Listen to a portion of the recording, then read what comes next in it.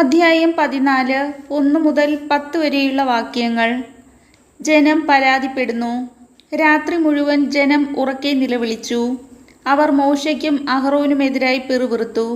അവർ പറഞ്ഞു, ഈജിപ്തിൽ വെച്ച് ഞങ്ങൾ മരിച്ചിരുന്നെങ്കിൽ, ഈ മരുഭൂമിയിൽ വെച്ച് ഞങ്ങൾ മരിച്ചെങ്കിൽ, വാളിന് ഇരയാകാൻ കർത്താവ് ഞങ്ങളെ ഈ ദേശത്തേക്ക് കൊണ്ടുവന്നതെന്തിന്?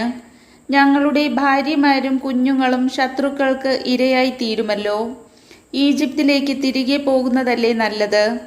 അവർ പരസ്പരം പറഞ്ഞു, നമുക്ക് ഒരു തലവനെ തിരഞ്ഞെടുത്ത് അവൻ്റെ കീഴിൽ ഈജിപ്തിലേക്ക് തിരികെ പോകാം.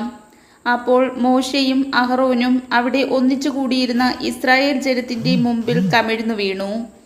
ദേശം ഒറ്റുനോക്കാൻ പോയവരിൽപ്പെട്ട നൂനിൻ്റെ മകൻ ജോഷുവയും യെഫുന്നയുടെ മകൻ കാലെബും തങ്ങളുടെ വസ്ത്രം കീറി.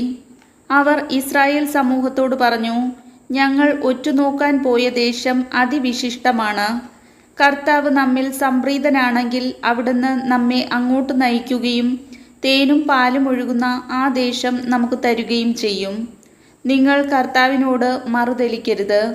ആ ദേശത്തെ ജനങ്ങളെ ഭയപ്പെടുകയും അരുത്. അവർ നമുക്ക് ഇരയാണ്. ഇനി അവർക്ക് രക്ഷയില്ല.